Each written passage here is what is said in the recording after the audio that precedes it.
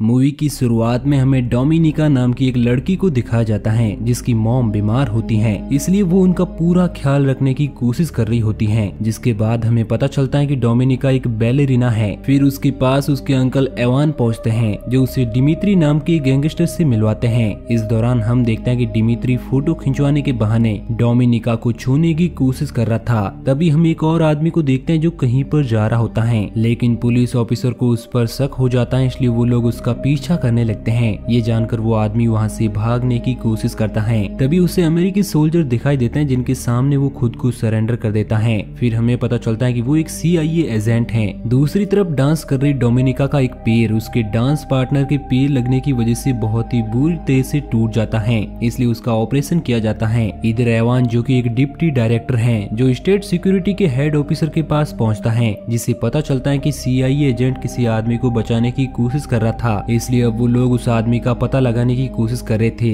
वहीं डोमिनिका को होश आता है तो वो अपनी कंडीशन देखकर बहुत ही ज्यादा दुखी होती है और रोने लगती है। फिर हमें 3 महीने बाद का सीन दिखाया जाता है जहाँ पर डोमिनिका से मिलने के लिए एवान पहुँचता है और उसकी मदद करने का वादा करता है, क्योंकि अब डोमिनिका के पास कोई भी काम नहीं था। इस दौरान एवान कहता है कि हादसे बेवजह नहीं होते बल्कि उसकी कोई वजह होती है। फिर एवान डोमिनिका के लिए एक लिफाफा छोड़कर वहाँ से चला जाता है जिसके अंदर उसे एक फोन और एक फोटो मिलती है, जिससे उसे पता चलता है कि उसके डांस पार्टनर ने उसे जानबूझकर चोट पहुंचाई थी, जिससे वो नई लड़की को उसकी जगह पर जॉब दिला सके, क्योंकि वो उससे प्यार करता था। डोमिनिका इस चीज को सहन नहीं कर पाती है और थिएटर में पहुंचकर अपने डांस पार्टनर के साथ साथ उसकी गर्लफ्रेंड को भी अपने पास मौजूद स्टिक से लगातार अटैक करके बहुत ही बुरी तरह से घायल कर देती है। और क्योंकि थिएटर वालों ने डोमिनिका को पैसे देना बिल्कुल बंद कर दिया था, इसलिए वो हेल्प मांगने के लिए वापस से एवान के पास पहुंचती है। तो वो उससे हेल्प करने के बदले डिमित्री के बारे में और भी जानकारी इकट्ठा करने के लिए कहता है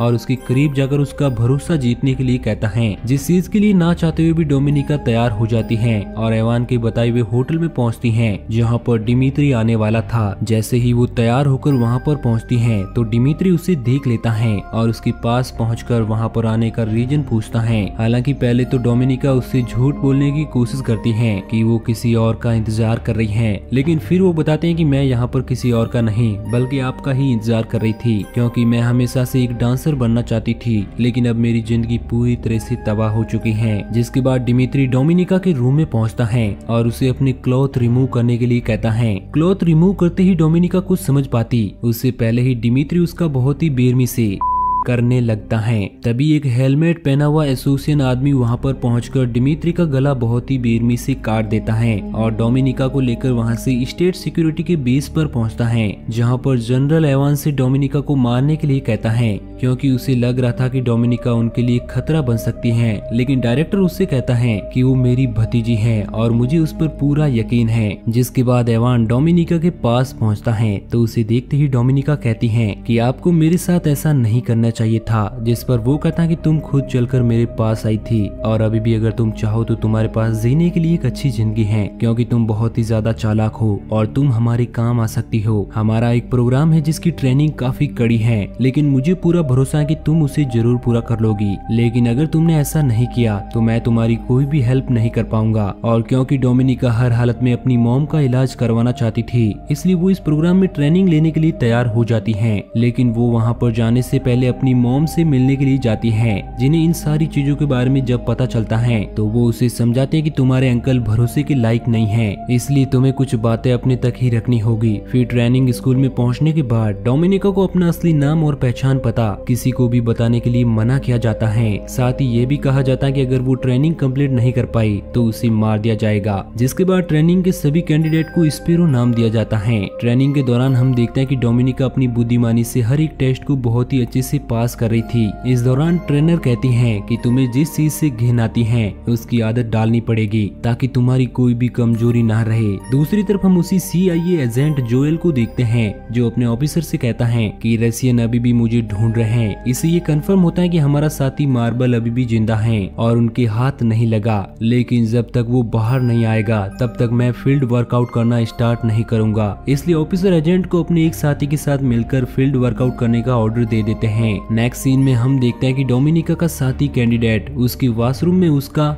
करने की कोशिश करता है तो डोमिनिका टैब की हेल्प से उस पर लगातार अटैक करके उसे घायल कर देती है। इसलिए डोमिनिका को उसकी ट्रेनर उस कैंडिडेट को सेटिस्फाइड करने के लिए कहती है। तब डोमिनिका बहुत ही कॉन्फिडेंट होकर उस कैंडिडेट के सामने अपने क्लॉथ रिमूव करती है, जिससे वो बुरी तरह से नर्वस हो जाता है और बिना कुछ किए ही वहाँ से चला जाता है। इसी के साथ डोमिनिका की ट्रेनिंग पूरी हो जाती है और उसे अपनी मॉम के पास भेज दिया जाता है, जहाँ पर डोमिनिका के पास एवान का कॉल आता है। इसलिए वो उनसे मिलने के लिए पहुँचती है तो एवान उसे उसी CIA एजेंट की फोटो देता है और बताता है कि तुम उस एजेंट के करीब जाओ और उसकी जानकारी इकट्ठा करके हमें दो, जिसके बाद तुम जहाँ भी चाहो वहाँ पर जा सकती हो, तुम्हें बिल्कुल रोका नहीं जाएगा। जिसके बाद डोमिनिका अपनी एक और नई पहचान बनाकर वहाँ से निकल पड़ती है और एजेंट के बारे में जानकारी इकट्ठा करती है। तो उसे पता चलता है कि आए दिन एजेंट जोएल किसी न किसी नई लड़की के साथ दिखाई देता है। इसलिए डोमिनिका इस चीज का फायदा उठाने के लिए खुद भी उसी स्विमिंग पूल को ज्वाइन कर लेती है जहाँ पर जोएल प्रैक्टिस किया करता था। हालांकि इस दौरान वो वहाँ पर अपना असली नाम बताती है और उसका ये प्लान काम करता है, जिस वजह से जोएल उससे बात करने की कोशिश करता है,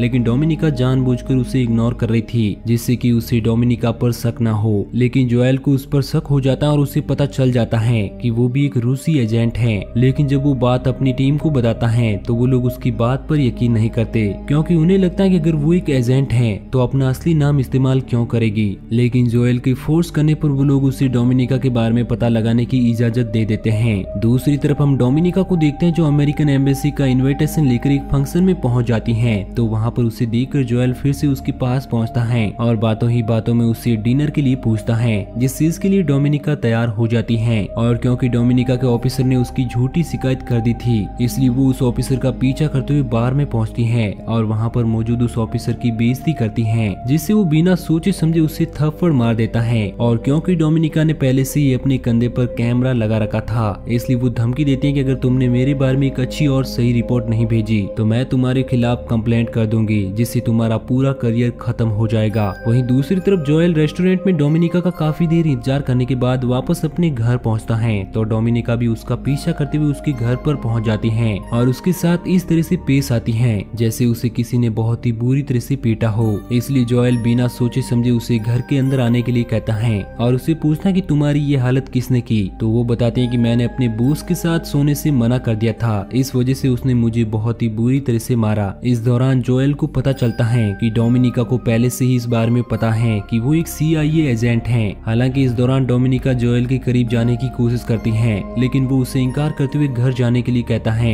वापस आने के बाद डोमिनिका अपनी रूम पार्टनर मार्था, जो कि एक स्पेरो थी, बताती है कि दिमित्री को मेरे सामने ही मारा गया था, इसलिए तुम्हें मेरा साथ देना ही होगा। ये जानकर मार्था उसका साथ देने के लिए तैयार हो जाती है। लेकिन जब अगले दिन डोमिनिका वापस रूम में पहुंचती है तो उसे मार्था की बॉडी वॉशरूम में बहुत ही बुरी कंडीशन में मिलती है और उसके कुछ समझने से पहले ही उस पर भी वहाँ पर छुपा हुआ एक एसोसिएशन अटैक कर देता है जिसने दिमित्री को भी मारा था। फिर वो उसे धमकी देता है कि तुमने देख लिया ना कि राज बताने वालों का क्या हाल होता है, इसलिए अगली बार तुम ऐसी गलती मत करना वरना इसकी जगह तुम होगी। दूसरी तरफ जोएल अपने साथियों को बताता है कि उसकी गायब हुई साथी का पता चल गया है। साथ ही वो ये भी बताता है कि डोमिनिका एक स्पेरो है। हालांकि वो अपने सीनियर्स को उसे एक CIA एजेंट बनाने की सलाह भी देता है, पर उन्हें डोमिनिका पर यकीन नहीं था। फिर जोएल डोमिनिका के पास पहुंचता है और उससे इस बारे में पूछता है कि एक ऊंचे पद पर मौजूद उसके अंकल कैसे उसे इस दलदल में धकेल सकते हैं। तब वो बताते हैं कि उन्होंने मुझे मेरी मॉम के इलाज के बदले एक इंसान से जानकारी निकालने के लिए भेजा था, लेकिन उसे उन लोगों ने मार दिया, जिसके बाद मेरे पास स्पेरो बनने के अलावा कोई भी रास्ता नहीं था। और अगर मैंने उन्हें वो नहीं दिया जो उन्हें चाहिए तो वो लोग मेरा हाल भी मेरी पार्टनर मार्था की तरह ही कर देंगे और उन्हें शक है कि तुम उनकी जासूसी कर रहे हो। तो वो इस चीज के लिए इनकार करता है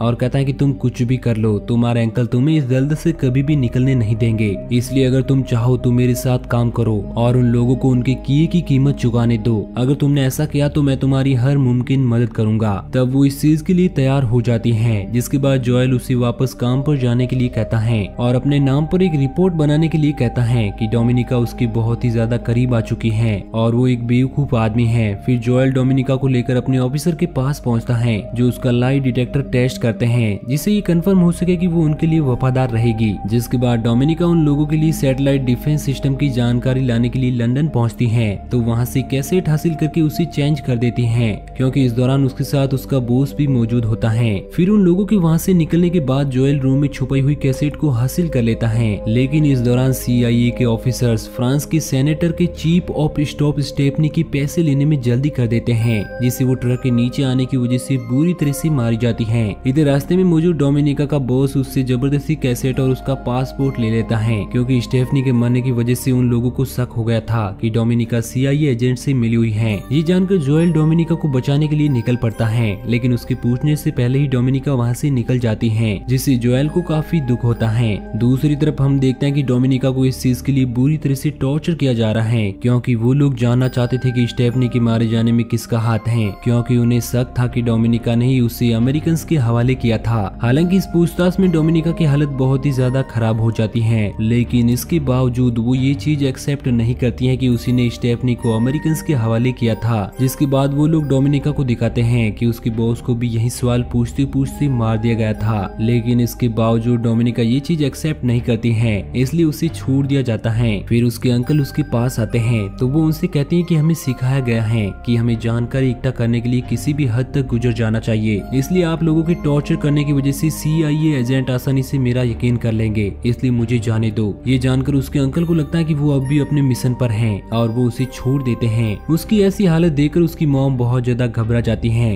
इधर जनरल को अब डोमिनिका पर बिल्कुल भी भरोसा नहीं था, इसलिए वो लोग अपने एसोसिएशन को उसका पीछा करने के लिए भेजने का फैसला करते हैं। हालांकि इस दौरान उसके अंकल इवान ऑफिसर से वादा करते हैं कि अगर वो गद्दार निकली तो मैं खुद उसे मार दूंगा। इधर डोमिनिका जोएल के पास पहुंचती है, जो उसे जिंदा देखकर काफी खुश होता है। साथ ही उसे ये भी पूछता है कि उन लोगों ने उन्हें इस तरह से कैसे जाने दिया। तब वो बताते हैं कि मैंने उनसे कहा कि तुम मुझ पर भरोसा कर लोगे और मुझे आसानी से जासूस का नाम बता दोगे जो अभी तक गायब हैं। हालांकि जोएल कहता है कि मैं ऐसा नहीं कर सकता, लेकिन मैं सुरक्षित तुम्हें अमेरिका पहुंचा सकता हूं, जहां पर तुम पूरी तरह से सेफ रहोगी। अगली सुबह जब डोमिनिका उठती है तो देखते हैं कि जोएल को एसोसिएशन ने बहुत ही बुरी तरह से जकड़ रखा है, इसलिए वो तुरंत ही जोएल को बांधने में उसकी हेल्प करने लगती है, जिससे उसे शक ना हो। जिसके बाद वो दोनों ही जोएल को बुरी तरह से टॉर्चर करने लगते हैं। तभी मौका पाते ही डोमिनिका उस आदमी पर अटैक करके जोएल को आजाद कर लेती है। हालांकि उन तीनों में काफी हाथापाई होती है, लेकिन डोमिनिका उस आदमी को मारने में कामयाब हो जाती है और फिर अमेरिकन एम्बेसी में कॉल करती है। नेक्स्ट सीन में हम देखते हैं कि डोमिनिका हॉस्पिटल में है। फिर जब वो अपने रूम से बाहर आती है तो वहाँ पर उसे स्टेट सिक्योरिटी का ऑफिसर मिलता है, जिसकी बातों से हमें पता चलता है कि जिस जासूस को अब तक रूस ढूंढ रहा था वो कोई और नहीं बल्कि वही ऑफिसर है। इस दौरान वो जासूस डोमिनिका को 2 रास्ते देता है, एक ही वो उसे जनरल के हवाले करके अपने घर चली जाए और आराम से रहे, और दूसरा कि वो उसे जनरल के हवाले करने के बाद खुद उसकी जगह ले ले, क्योंकि इसके बाद उस पर कोई भी शक नहीं करेगा। जिसके बाद डोमिनिका खुद को पुलिस के हवाले करती है और जनरल को कॉल करके उसे जासूस का नाम बता देती है और उस जासूस के बदले खुद को बचाने के लिए कहती है। फिर जब अमेरिकी जासूस डोमिनिका के बदले अपने जासूस को लेने के लिए पहुंचता है तो हम देखते हैं कि डोमिनिका ने सब लोगों से झूठ बोला था और जासूस की जगह पर अपने अंकल का नाम बता दिया था। फिर हमें पास्ट में दिखाया जाता है कि कैसे वो काफी दिनों से अपने अंकल को फंसाने के लिए एक जाल बुन रही थी, जिसमें अब वो कामयाब हो गई थी। जैसे ही उसके अंकल ने उसे फंसाया था, जाते जाते वो अपने अंकल से पूछती है कि क्या मैंने कुछ गलत किया, तो वो उसका कोई भी जवाब नहीं देता है और वहाँ से चला जाता है। तभी रशियन उसे शूट करके मार देते हैं। नेक्स्ट सीन में हम देखते हैं कि डोमिनिका को इस काम के लिए सम्मानित किया जाता है, जिसमें अमेरिका का असली जासूस भी मौजूद होता है, जो कि डोमिनिका के काम से काफी खुश होता है। जिसके बाद डोमिनिका वापस से अपनी मॉम के पास आ जाती है और काफी खुश होती है। तभी उसके पास एक कॉल आता है, जिसे देखकर पता चलता है कि वो कॉल किसी और का नहीं बल्कि जोएल का ही है, और यहीं पर ये मूवी एंड हो जाती है। तो दोस्तों, आपको ये कहानी कैसी लगी नीचे कमेंट करके जरूर बताना, और इसी तरह की कहानियों के डेली डोज के लिए हमारे चैनल को सब्सक्राइब जरूर करना।